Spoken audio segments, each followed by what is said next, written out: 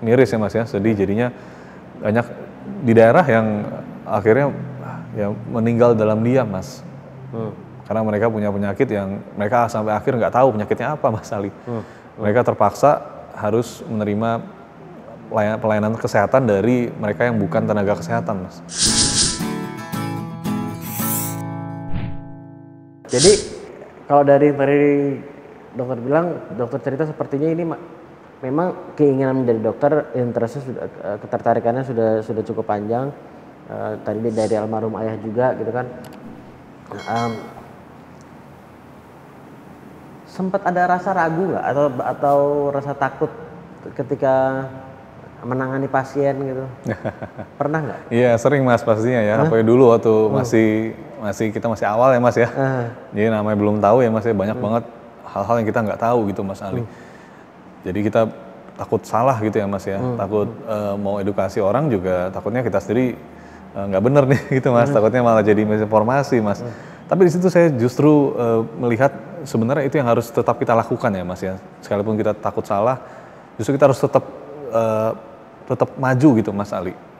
Jadi contohnya saya misalnya waktu itu memberikan edukasi soal, saya ingat di WHO, kita ada acara WHO Mas. Waktu itu kita masih penyuluhan langsung ya Mas ya, face to face karena masih belum pandemi. Jadi masih datang Mas, saya ingat acara di Matraman itu dari WHO soal hipertensi Mas Ali. Saya kira kan hipertensi itu gampang harusnya Mas ya, harusnya mudah karena kan itu dokter umum pasti banyak yang mempelajari soal itu ya Mas ya. Tapi ternyata setelah saya membuat slide-nya, saya mengerjakan project itu ya Mas ya, kita mengerjakan sisi edukasinya gimana supaya diterima masyarakat, ternyata nggak mudah juga Mas Ali. Jadi banyak banget yang saya harus pelajari lagi, saya harus baca lagi soal gimana sih definisi darah tinggi atau klasifikasi yang benar sebenarnya Mas, sehingga masyarakat nggak salah Mas mendapat informasinya. Dan saya juga belajar tentang jurnalisme kesehatan jadi ya Mas Ali ya, saya bersentuhan dengan itu Mas. Jadi saya banyak waktu itu nonton sumber-sumber seperti CNN Mas Ali ya, itu kan ada Sanjay Gupta ya Mas ya, kita tahu dokter yang terkenal sekali ya. Dan juga Dr. Oz ya acaranya kalau di luar kan terkenal ya Mas. Saya belajar banyak soal jurnalisme kesehatan gitu Mas. Selain public speaking, di sana juga di dalam itu ada ini ya Mas ya, bagaimana caranya untuk menyampaikan informasi ke orang dengan enak gitu ya Mas, sehingga bisa diserap gitu pengetahuan di bidang medis yang cenderung sulit ya Mas sebenarnya. Cenderung kan medical tuh banyak istilah-istilah yang agak susah diawamkan gitu Mas Ali ya. Nah, itu saya belajar dari beliau-beliau bagaimana sih caranya menyampaikan itu dengan renyah gitu Mas, dengan cara yang akrab masyarakat gitu Mas Ali. Jadi mereka merasa informasi yang didapat itu nggak asing gitu Mas. Nah, sedangkan melainkan relate gitu dengan mereka Mas. Sangat-sangat nyambung dengan mereka.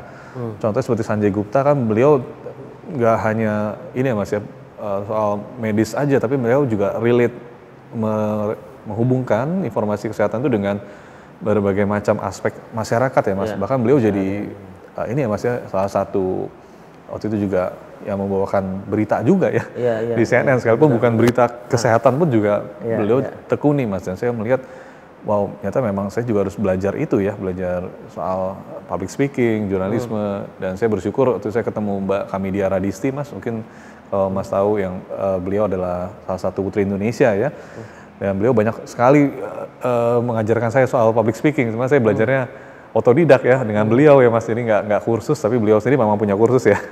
Saya waktu itu curi ilmunya dari kita banyak sesi-sesi ngobrol ketemuan tuh Mas Ali. Saya cukup lama ketemu beliau dan akhirnya saya jadi dapat banyak ilmu sekali dan membuka mata saya bahwa kita dokter harusnya memiliki kemampuan jurnalisme kesehatan ini Mas Ali, atau public speaking dan kemampuan soft skill yang diperlukan ya Mas ya untuk menyampaikan informasi, karena kita sebenarnya seperti pembawa berita ya Mas ya, atau mungkin sebagai host juga ya Mas ya, karena di masyarakat itu kita kan memberikan penyuluhan, memberikan edukasi ke masyarakat itu harus nyampe gitu Mas. Sebenarnya harus nyampe Mas. Menurut dokter itu perlu nggak? Misalnya untuk fakultas kedokteran ada mata kuliah seperti, karena kan at the end of the day ini kan dari satu sisi mengenai medisnya, tapi kan untuk dengan manusia gitu. Lain kalau dokter hewan gitu misalnya, tapi kan kalau dokter yang berhubungan sama manusia, dia kan ada faktor interaksi relationship-nya mungkin dok hewan pun ada, saya nggak tahu tapi saya beda ya? bilang nggak ada, jangan saya salah gitu. Tapi at least saya bisa bilang sama manusia itu faktor komunikasi dan interaksi menjadi penting gitu. Yes, benar Mas Ali, benar banget. Ini yang memang ini ya membuka mata saya tuh yang Mas Ali bilang ya. Jadi saat saya banyak menonton tadi guru-guru saya di bidang kesehatan di luar negeri ya Mas ya, yang memang baik sekali kemampuan public speakingnya. Saya juga melihat ada diskrepansi tadi Mas Ali. Jadi ada kesenjangan ya, di mana kita di Indonesia tidak bisa menikmati itu, sebenarnya masih belum masuk dalam kurikulum ya Mas ya, kalau yang saya alami dulu ya. Saya nggak tahu kalau kurikulum sekarang ya, tapi waktu saya dulu kuliah, saya belum mendapat waktu itu Mas. Memang saya minimal sekali mendapatkan pendidikan yang memang khusus membahas sisi non medis seperti ini Mas Ali. Jadi kita kebanyakan waktu itu memang langsung terjun, biasanya kalau penyuluhan ya terjun aja langsung Mas, ngomong aja gitu, belajarnya pas sambil jalan. Biasanya gitu Mas, padahal sebenarnya perlu sekali yang Mas Ali bilang ya, ada coaching soft skill sendiri ya Mas ya, atau ada mungkin ada mata kuliahnya sendiri ya Mas, untuk kita bisa benar-benar belajar aspek-aspek jurnalisme kesehatan ini Mas, atau public speaking dan lain sebagainya masuk dalam aspek ini Mas Ali ya, atau bidang ini. Dan itu yang saya juga sempat kemarin ngobrol-ngobrol soal ini ya Mas, jurnalisme kesehatan melalui media sosial Mas. Ini juga belum ada Mas Ali. Jadi belajar bersosmed ya Mas. Memberikan edukasi di media sosial saat ini menjadi tantangan juga Mas sebenarnya. Karena banyak Mas Ali, kita tahu ya, media sosial ini kan kita harus hati-hati banget ya Mas ya, menyampaikan soal yang sensitif. Sensitif ini contohnya adalah soal misalnya penyakit, wabah ya Mas ya, kemarin ya. Ada pandemi atau mungkin ada gagal ginjal karena obat ya Mas ya. Ada kebijakan pemerintah di situ yang mana itu kan sebenarnya masuk dalam polisi ya Mas ya, atau bisa dibilang ya ada aspek politiknya di situ ya Mas. Ada aspek hukumnya juga ya Mas ya, hukum kesehatan bermain di situ, dan kita harus benar-benar hati-hati sekali dalam mengedukasi Mas Ali. Dan itu yang kita banyak belum tahu rambu-rambunya Mas. Saya sendiri sampai berkonsultasi dengan teman saya, kebetulan ada Mas, dia dokter tapi juga sarjana hukum ya, khususnya hukum kesehatan ya Mas. Dan saya jadi terbuka, banyak banget yang saya belum tahu soal pasal-pasal atau soal hukum yang berkaitan nih Mas dengan bidang kesehatan seperti itu Mas Ali. Contohnya waktu kita menyebutkan nama obat atau kita mengedukasi masyarakat soal penyakit tertentu ya Mas ya, itu ada etika-etika dan ada secara hukumnya itu ada cara-caranya Mas, supaya kita aman gitu Mas Ali ya. Ini yang saya rasa harus dipelajari, mungkin harus diberikan ya ke adik-adik kita, karena zaman sekarang kan media sosial begitu luas ya Mas ya. Banyak banget yang mau terjun jadi edukator di situ. Menarik. Ya, jadi ya banyak aspek-aspek lain juga yang non medisnya yang juga sebetulnya akan berperan atau punya dampak terhadap keefektifan dalam melayani sebagai seorang dokter tadi juga gitu ya. Yes, benar Mas, banyak banget. Jadi saya melihat ternyata jadi dokter itu susahnya karena banyak sekali yang harus dipelajari ya Mas jadinya. Jadi harus ahli misalnya di bidang COVID, kita harus update terus ya Mas, karena kan tiap hari ditanya soal varian-varian baru, soal vaksin ya Mas, kita harus tahu vaksinnya ada banyak banget sekarang ya Mas. Kita harus tahu ini vaksinnya mungkin berapa lama ya Mas ya dia bisa bertahan, terus dia dibuatnya dari mana, cara pembuatannya, cara kerjanya gimana, itu kita harus banyak baca Mas Ali, banyak tahu, dan kita harus belajar juga cara menyampaikan ya Mas ya, termasuk Instagram kita harus belajar desain ya Mas ya. Makanya jadi kesana sini kan. Jadi kesana sini Mas, yang kita harus bisa juga nih soft skill yang banyak, yang mana akan melengkapi kita sebagai pendidik ya Mas ya, karena sejatinya dokter tadi adalah pendidik nih Mas Ali. Seperti itu Mas. Dosere tadi itu ya. Dosere Mas Ali.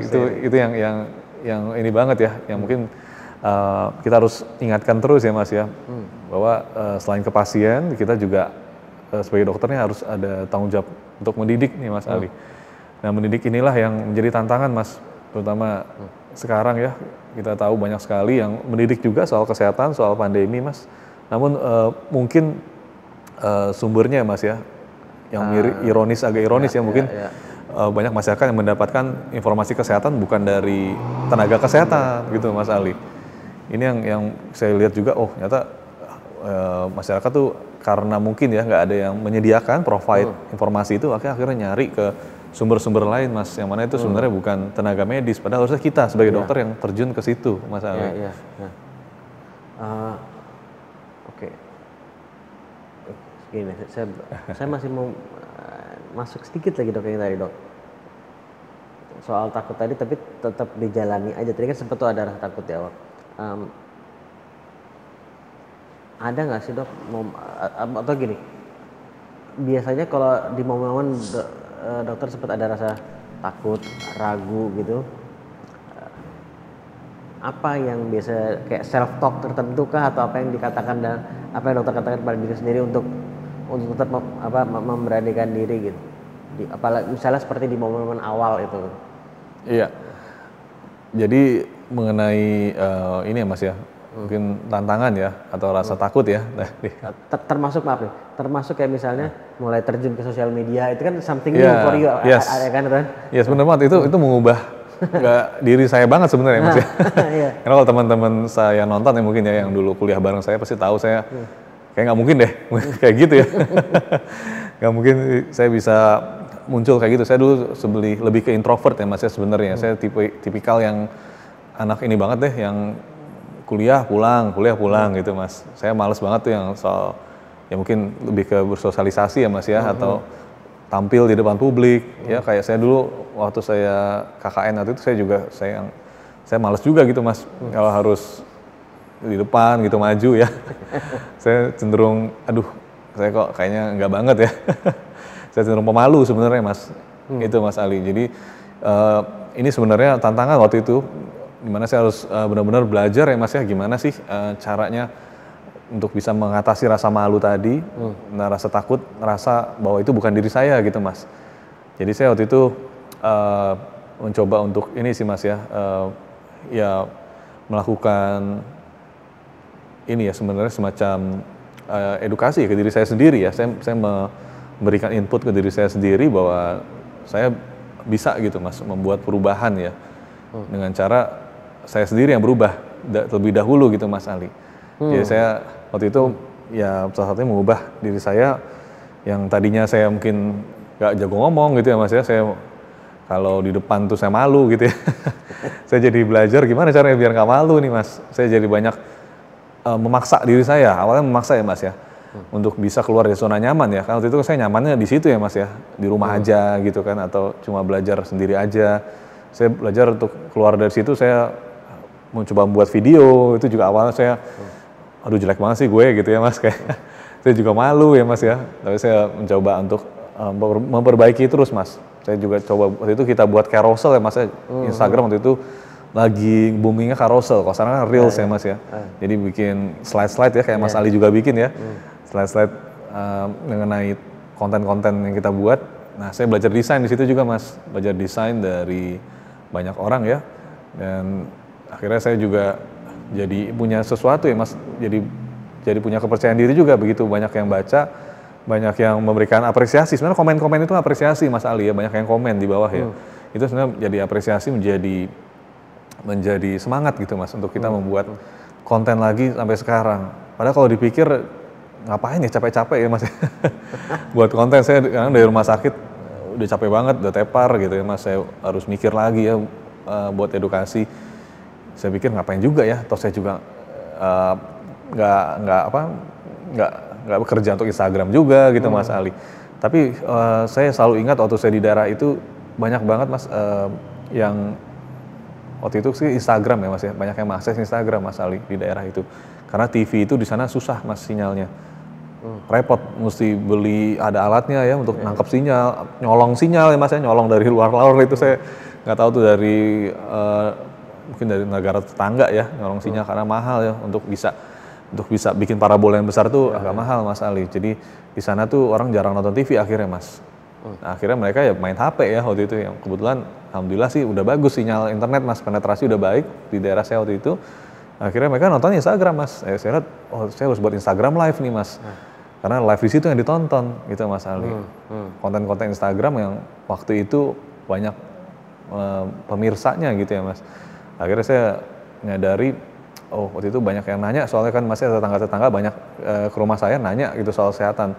Saya pikir, waduh ini kayak harusnya lebih banyak lagi masyarakat di pelosok daerah sana Mas ya, di pulau-pulau terpencil Indonesia yang jauh lebih nggak punya akses Mas ke dokter gitu ya. Dan mereka hanya punya tadi HP aja mungkin Mas. Jadi kita harus bisa menjangkau nih ke mereka dengan cara apa yang paling praktis ya Instagram Mas. Akhirnya kita buat Instagram konten atau berupa live juga Mas ya.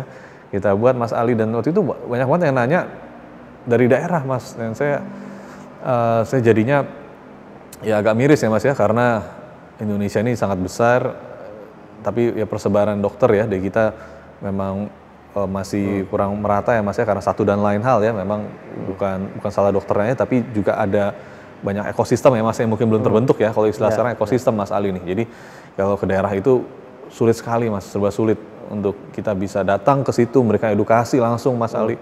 Itu challenge banget Mas, tantangan sekali gitu ya. Yang melakukan itu bisa dibilang orang gila ya Mas ya. Ada beberapa dokter yang membuat itu ya Mas ya, kapal. Ya kan Mas nggak harus pernah dengar ya. Mereka langsung ke daerah terpencil itu memberikan pelayanan di situ, dan itu luar biasa, effortnya harus luar biasa Mas. Dan saya mikir apa ya yang bisa instan, yang bisa langsung menjangkau Mas. Mungkin media sosial nih saat ini Mas. Akhirnya kita coba buat, dan responnya kebetulan sih positif ya Mas. Dan saya jadi bisa menghadirkan banyak orang-orang hebat Mas di situ. Dalam satu frame kecil Instagram itu ya Mas ya, yang hanya 2 itu, yang sangat simpel, saya bisa menghadirkan banyak sosok hebat di Indonesia yang bisa mendidik Mas. Nggak cuma soal kesehatan, tapi juga soal aspek-aspek di luar itu ya Mas, yang nantinya juga akan ujungnya ke kesehatan Mas Ali. Contoh seperti waktu itu kita undang Mas Ali ya untuk memberikan edukasi soal tujuan hidup ya Mas ya, life purpose, yang mana itu juga menentukan ya Mas supaya masyarakat di daerah tuh nggak mudah depresi ya Mas ya, karena depresi itu jadi penyakit Mas Ali. Itu juga ujung-ujungnya ada impact-nya ke kesehatan Mas. Dan saya melihat itu privilege banget loh Mas Ali, mereka bisa dapat ilmu langsung dari Mas Ali atau dari tokoh-tokoh publik ya yang kita undang waktu itu Mas, dari Bu Susi, dari Bu Ana Avanti, dan banyak banget yang kita waktu itu sempat undang. Sekalipun mungkin acaranya sederhana ya Mas ya, kita hanya sejam gitu ya, dan mereka mungkin nanyain cuma bisa lewat komen Mas Ali, tapi itu sudah sangat luar biasa menurut saya Mas, karena pesannya kita bisa sampaikan ya Mas ya ke mereka, dan itu bisa ditonton ulang gitu Mas. Dan kita lihat masyarakat yang di daerah tadinya nggak pernah lihat gitu ya Mas, nggak pernah dapat coaching dari Mas Ali, mereka bisa langsung gitu Mas. Dan pertanyaannya pun banyak gitu saya ingat pertanyaan banyak, dan mereka bisa langsung apply ya Mas ya, aplikasikan, mereka dapat soft skill Mas, ya kan, dapat soft skill langsung dari acara yang singkat. Kalau lupa atau kalau kelewatan, mereka bisa nonton lagi Mas Ali dengan gratis ya Mas. Yang penting gratisnya juga ya Mas ya. Jadi kita benar-benar bisa membentuk ya peradaban atau Indonesia baru Mas, yang terdidik dengan cara yang bisa overcome atau bisa mengatasi tantangan yang ada sekarang Mas, yaitu jarak dan juga biaya ya Mas ya. Kedua itu yang langsung bisa diatasi dengan media sosial. Karena itu seringkali yang menjadi penghalang terhadap aksesnya itu sendiri adalah jarak dan biaya tadi itu ya. Yes, benar Mas Ali. Itu yang miris ya Mas ya, sedih jadinya banyak di daerah yang akhirnya ya meninggal dalam diam Mas. Karena mereka punya penyakit yang mereka sampai akhir nggak tahu penyakitnya apa Mas Ali. Mereka terpaksa harus menerima pelayanan kesehatan dari mereka yang bukan tenaga kesehatan Mas. Ya kita tahu yang mungkin banyak, kita nggak mengecilkan profesi yang lain ya Mas ya, tapi mereka terpaksa akhirnya menerima kenyataan gitu Mas, begitu aja. Oh ini karena udah tua, karena sakit ini. Padahal sebenarnya mungkin kita bisa selamatkan Mas Ali. Nah inilah yang menjadi salah satu campaign kita juga Mas. Kita ingin menyelamatkan banyak nyawa juga Mas Ali. Dengan cara kita hadirkan waktu itu banyak dokter-dokter yang ahli di bidangnya ya Mas ya. Contohnya COVID ya, kita hadirkan waktu itu memang beliau yang ahli, yang tahu gimana pertolongan pertama Mas saat mendapatkan pasien COVID. Atau waktu itu ada kita dokter ortopedi Mas, kita undang. Beliau juga memberitahu Mas pertolongan pertama gimana kalau cedera misalnya kecelakaan atau patah tulang ya di daerah ya Mas ya. Atau di daerah kan mungkin banyak yang urut-urut ya Mas ya, urut-urut tulang belakang. Nah itu baik atau enggak sebenarnya, kita bisa menyelamatkan Mas banyak orang dari tidak hanya nyawa tapi juga disabilitas ya, atau kecacatan di situ. Mungkin itu ya Mas ya. Yes. Nah, dan dengan sekarang dokter kayak tadi bilang selain praktek sebagai dokter di berbagai rumah sakit, kemudian sebagai dosen dan sebagai content creator, influencer juga di sosial media gitu. Yang dua pertama aja sudah sangat menyita waktu, ya kan? Nyita waktu dan energi, gitu ya. Sedangkan yang sisi content creator ini juga butuh mikir, kayak tadi dosen bilang, dosen sampai dokter bilang, dosen itu lagi. Lama mas itu. Bilang, kan mikir dulu desainnya gimana, dan itu pun biar belajar nyampe, lagi dan seterusnya. Dan di awal-awal tadi sempat bisa nggak ya, bisa. Tapi tetap dijalani. Sempat ada rasa kayak frustasi gitu nggak di awal-awal? Apa frustasi yang mungkin bahkan sampai membawa kayak apa ya, udah nggak usah kali ini ya, udah jalan aja dokter sama dosen gitu ya. Sempat nggak ada momen-momen seperti itu? Akhirnya belajar menemukan sendiri mas cara mengatasi kegagalan justru saat saya gagal itu.